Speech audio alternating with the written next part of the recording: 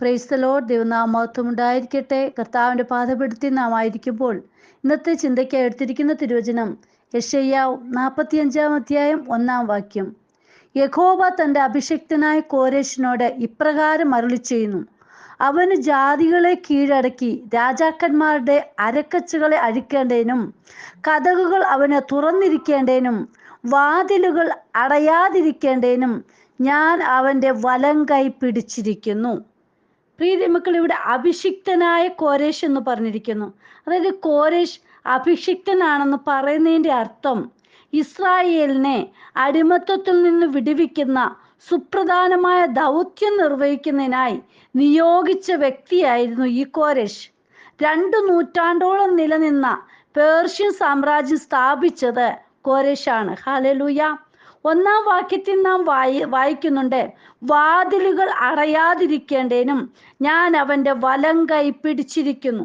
എന്നിട്ട് 2-ാം വാക്യം പറഞ്ഞിരിക്കുകയാണ്: ഞാൻ നിനക്ക് മുമ്പായി ചെന്ന് ദുർഘടങ്ങളെ നിരപ്പാക്കുകയും താമ്രവാതിലുകളെ തകർത്ത് ഇരുമ്പോടാമ്പലുകളെ ഹന്നിച്ചു കളയുകയും ചെയ്യും. നോക്കൂ, വലങ്കൈ പിടിച്ചത് നമ്മുടെ ദൈവമാണെങ്കിൽ അവരുടെ വാതിലുകൾ അടയുകയില്ല. ഒരു വ്യക്തിക്ക് സുരക്ഷിതമായി കടന്നു പോകുവാൻ ദുർഘടങ്ങളെ നിരപ്പാക്കുകയും താമ്രവാതിലുകളെ തകർത്ത് ഇരുമ്പോടാമ്പലുകളെ ഹന്നിച്ചു കളയുകയും ചെയ്യും. ഹല്ലേലൂയ. സങ്കീർത്തനം 107:16 വായിക്കുന്നുണ്ട്: അവൻ താമ്ര കഥകളെ തകർത്ത് ഇരുമ്പോടാമ്പലുകളെ മുറിച്ചു കളഞ്ഞിരിക്കുന്നു. ഹല്ലേലൂയ.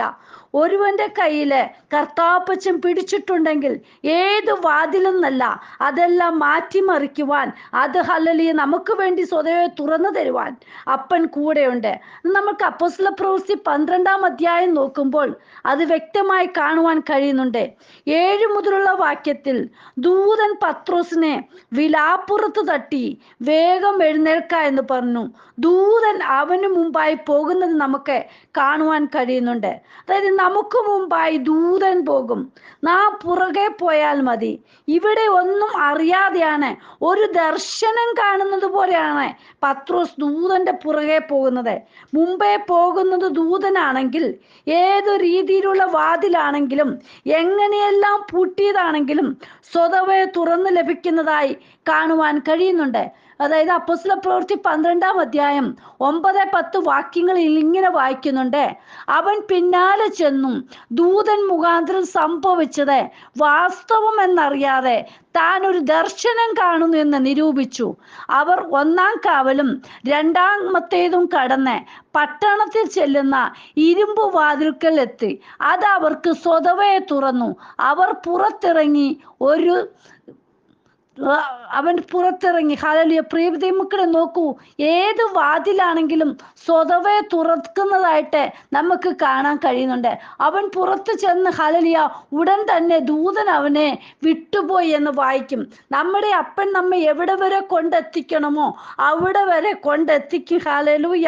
നോക്കൂ, 123-ാം സങ്കീർത്തനം 2-ൽ പറയുന്നുണ്ട്: ദാസന്മാരുടെ കണ്ണ് യജമാനന്റെ കയ്യിലേക്കും ദാസിയുടെ കണ്ണ് യജമാനത്തിയുടെ കയ്യിലേക്കും എന്ന പോലെ ഞങ്ങളുടെ കണ്ണ് ഞങ്ങളുടെ ദൈവമായ യഹോവയെങ്കിലേക്ക് അവൻ ഞങ്ങളോട് കൃപ ചെയ്യുവോളം നോക്കിക്കൊണ്ടിരിക്കുന്നു. ഹല്ലേലൂയ. പ്രിയ ദൈവമക്കളെ, നമ്മിൽ കണ്ണു പതിക്കുന്ന വ്യക്തി നമ്മുടെ ദൈവമാണെങ്കിൽ നാം ഒരിക്കലും കൈവിടുകയില്ല, കൈവിട്ടു പോകുകയില്ല. അപ്പനിലാണ് നാം മുറുകെ പിടിച്ചിരിക്കുന്നത്. നമ്മെ ഒരിക്കലും ഉപേക്ഷിക്കുകയില്ല. ഹല്ലേലൂയ. അവങ്കിലേക്ക് നോക്കിയവർ പ്രകാശിതരായി, അവരുടെ മുഖം ലജ്ജിച്ചു പോയതുമില്ല. ഹല്ലേലൂയ. നാം ലജ്ജിക്കുവാൻ നമ്മുടെ അപ്പൻ ഒരിക്കലും അനുവദിക്കുകയില്ല. ഹല്ലേലൂയ. നമ്മെ വലം കൈക്കാണ് പിടിച്ചിരിക്കുന്നത്. നാം അപ്പന്റെ കരത്തിലാണ്, അപ്പനോട് ചേർന്നാണ് നടക്കുന്നതെങ്കിൽ ഒരിക്കലും ലജ്ജിപ്പാൻ അനുവദിക്കുകയില്ല. ഹല്ലേലൂയ. വെളിപ്പാട് പുസ്തകം 3:8 പറയുന്നുണ്ട്: ഞാൻ നിന്റെ മുമ്പിൽ ഒരു വാതിൽ തുറന്നു വെച്ചിരിക്കുന്നു, അതാർക്കും അടച്ചുകൂടാ. ഹല്ലേലൂയ. പ്രിയ ദൈവമക്കളെ, നോക്കൂ, ഒരിക്കലും ഹല്ലേലൂയ അപ്പൻ തുറന്ന വാതിൽ മറ്റൊരുവിനെ അടയ്ക്കുവാൻ കഴിയില്ല. നമ്മുടെ അപ്പനാണോ നമുക്ക് വേണ്ടി വാതിൽ തുറന്നു തന്നത് എങ്കിൽ ആരൊക്കെ ഏതെല്ലാം രീതിയിൽ അത് ഇല്ലായ്മ ചെയ്യണമെന്ന് നോക്കിയാലും, അതായത് നമ്മുടെ നന്മയെ നഷ്ടമാക്കുവാൻ എത്ര പരിശ്രമിച്ചാലും അത് സാധിക്കുകയില്ല. കാരണമുണ്ട്, ഉത്തരവാദിത്തപ്പെട്ട വ്യക്തിയാണ്, നമ്മുടെ അപ്പനാണ് നമുക്ക് ഈ വാതിൽ തുറന്നു തന്നത്. ഹല്ലേലൂയ. കർത്താവിനെ നമുക്ക് സ്തുതിക്കാം പ്രിയ മക്കളെ. ഒരുവന് വേണ്ടി ഹല്ലേലൂയ കർത്താപ്പച്ചൻ നല്ലത് കാണുവാൻ, നമ്മെ നന്നാക്കുവാൻ, നമ്മെ അപ്പച്ചൻ ഹല്ലേലൂയ പരിശ്രമിച്ചു കൊണ്ടിരിക്കുകയാണ്. നാം ഒരിക്കലും അപ്പന്റെ കയ്യിൽ നിന്ന് വിട്ടുപോകരുത്, പിറകോട്ട് പോകരുത്. അപ്പന്റെ കാൽപാദത്തിൽ തന്നെ നമുക്കായിത്തീരാം. അപ്പൻ പോകുന്ന വഴിയിൽ തന്നെ നമുക്ക് കടന്നു പോകാം. ഹല്ലേലൂയ. അധികാരമുള്ളവന് വാക്കിലും പ്രവൃത്തിയിലും, അതായത് ലാസറേ നീ പുറത്തു വരിക എന്ന് പറഞ്ഞപ്പോൾ ഹല്ലേലൂയ പുറത്തു വന്നുവെങ്കിൽ, ഹല്ലേലൂയ നോക്കൂ സക്കായിയെ നീ വേഗം ഇറങ്ങി വാ എന്ന് പറഞ്ഞപ്പോൾ ആ വാക്കനുസരിച്ചുവെങ്കിൽ, പ്രിയ ദൈവമക്കളെ, നമ്മുടെ അപ്പന്റെ വാക്കനുസരിച്ച് അപ്പൻ പറയുന്നത് പോലെ നടന്നാൽ മതി. നമുക്ക് സ്വതവേ വാതിലുകൾ ഓരോന്നും തുറന്നു ലഭിക്കും. ഹല്ലേലൂയ. മനുഷ്യരാണ് ഓരോ മാർക്ക് ഇടുന്നത്. കർത്താപ്പച്ചൻ നമ്മെ നോക്കിക്കൊണ്ടിരിക്കുക, നമ്മുടെ പോക്കും വരും. ഹല്ലേലൂയ. നാം എപ്രകാരമാണെന്നുള്ളത് നമ്മുടെ അപ്പനാണ് നമ്മുടെ നീറിപ്പുകയെന്ന് ഓരോന്ന് കാണുന്നത്, നമ്മുടെ കണ്ണുനീര് കാണുന്നത്. ഹല്ലേലൂയ. നമ്മുടെ അപ്പൻ വാതിൽ തുറന്നു തരുന്നതാണ്, അത് അടച്ചു കളയുന്ന വ്യക്തിയല്ല. ഹല്ലേലൂയ. പ്രിയ ദൈവ പൈതലേ, നീ ഏത് വിഷയത്തിന്മേൽ ഭാരത്തോടിരിക്കുന്നോ അതിന്മേൽ കർത്താവ് പ്രവർത്തിക്കും. ഹല്ലേലൂയ. നമുക്ക് വേണ്ടി അത്ഭുത വഴികൾ തുറന്നു തരുവാൻ അപ്പന് കഴിയും. ഹല്ലേലൂയ. നമ്മുടെ കുടുംബത്തിലെ വിഷയത്തിന്മേൽ, നമ്മുടെ ഹല്ലേലൂയ സാമ്പത്തികമായിട്ടുള്ള ഏത് വിഷയത്തിന്മേലാണോ ഹല്ലേലൂയ കടബാധ്യതകൾ ഭാരത്തോടെ ഇരിക്കുകയാണോ അതിന്മേലെല്ലാം പ്രവർത്തിക്കുവാൻ അപ്പന് കഴിയും. ഹല്ലേലൂയ. ലൂക്കോസ് സുവിശേഷം 11-ാം അധ്യായം നാം നോക്കുമ്പോൾ കാണാൻ കഴിയുന്നുണ്ട്, സ്നേഹിതന് വേണ്ടി അപ്പം വായ്പ വാങ്ങുവാൻ വേണ്ടി ഹല്ലേലൂയ പോകുന്ന ഒരു വ്യക്തിയെ കാണാൻ കഴിയുന്നുണ്ട്. ഹല്ലേലൂയ. എന്നിട്ട് അതിൽ പറയുന്നുണ്ട്, അവൻ ലജ്ജ കൂടാതെ മുട്ടിക്കാൻ നിമിത്തം. ഹല്ലേലൂയ. പ്രിയ ദൈവ പൈതലേ, ഹല്ലേലൂയ 11-ാം അധ്യായം നിങ്ങൾ 8 ഒന്ന് വായിച്ചു നോക്കണം. ഹല്ലേലൂയ. അതായത് 5 മുതലുള്ള വാക്യങ്ങൾ വായിച്ചു നോക്കുമ്പോൾ അത് വ്യക്തമായിട്ട് കാണാൻ കഴിയും. എത്ര മുട്ടിയാലും ഒരു കുഴപ്പവുമില്ലെന്ന് നമുക്ക് തോന്നുന്ന ആ വ്യക്തിയുടെ അടുത്തായിരിക്കും നമ്മൾ പോയി മുട്ടിക്കൊണ്ടിരിക്കുന്നത്. അവർ വന്ന് തുറന്നാലും നമുക്കും ഹല്ലേലൂയ അവർക്ക് ഒരു പ്രയാസവും തോന്നത്തില്ല.